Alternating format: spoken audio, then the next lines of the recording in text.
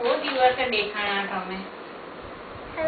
મંદિરે બહુ દિવસે દેખાણા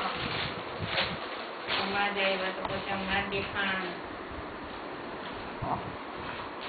કેવડી થયા એ લોકો પૂછે